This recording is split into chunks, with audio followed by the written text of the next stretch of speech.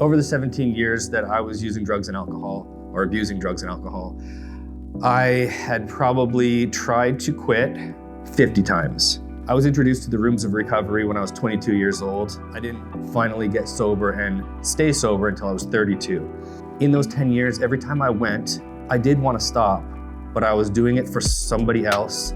I was doing it either to get out of trouble, to appease a partner of mine, to impress somebody, to get a job. I wasn't seeking recovery so much, I was just wanting to dry out for a little while.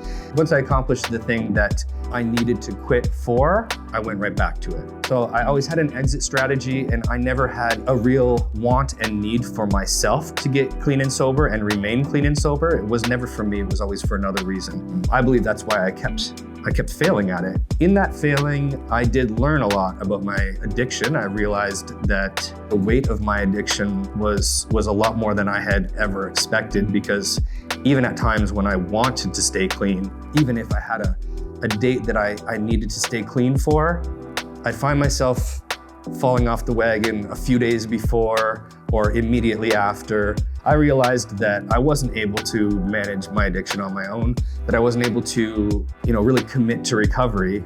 And as I said, I always had an exit strategy, so I knew that I was going back to it. I was never wanting to quit because I needed to quit and I wanted to change my life and find the purpose in my life and find meaning in my life. It was just for a specific reason. Once that was done, I was back at it. The only time I actually did gain any traction in recovery is when things got really dark for me, and this was after 3 suicide attempts. I had felt that I had no way out. I knew I couldn't live the way I was living anymore.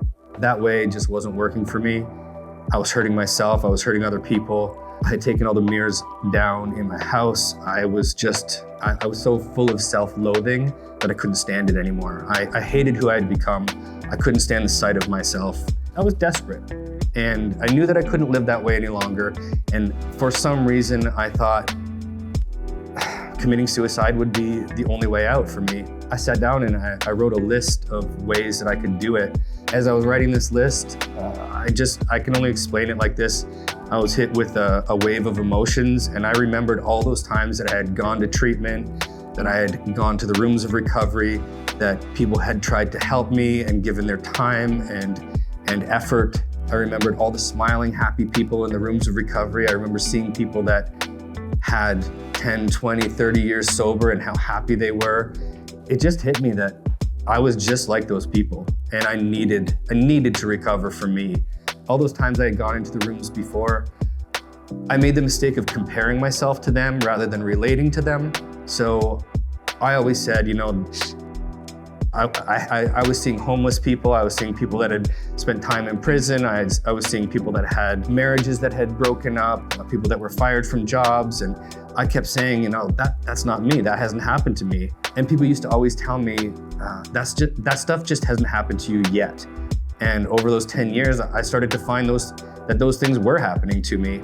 I realized in that moment that I was just like those people and that I needed what they had. I put down the pen, I wrinkled up the piece of paper, I got rid of it, I burned it, and I found the first meeting that I could go to. And I went in with an open heart, an open mind, a new set of ears, a new set of eyes, and just I related to people, and people allowed me to share about myself. And for me, that was the first time I was given the opportunity really to share openly and honestly without fear of judgment. When I opened up and started, I started crying at my first meeting. That was like the floodgates opened for me. That was the first release that I had. And really what it was, the escape that I had been searching for with drugs and alcohol, it was everything that I was trying to escape from was coming out in that first meeting. And it was so therapeutic and so healing. And it gave me the first taste of freedom that I'd had in years, in 17 years. And from that point on, I went to treatment for me. I went to meetings for me. I got a sponsor for me. I got active with a home group for me. I started sponsoring people for me. But in doing all those things for me, I also created a community, and I found myself a part of a community. And doing those things for me allowed me to also help others. To be selfish about it at first, to get clean and sober for me, I was finally able to gain some traction and then start sponsoring people and giving back to others. So service work is what really solidified my recovery. And from that point on, I kept going. Between helping others, working on myself, going to therapy for myself, feeding myself differently, training my body differently, getting into sports that I had always wished that I could get into. You know, all these things became a huge part of my life, and it just culminated into this life that finally made me feel whole.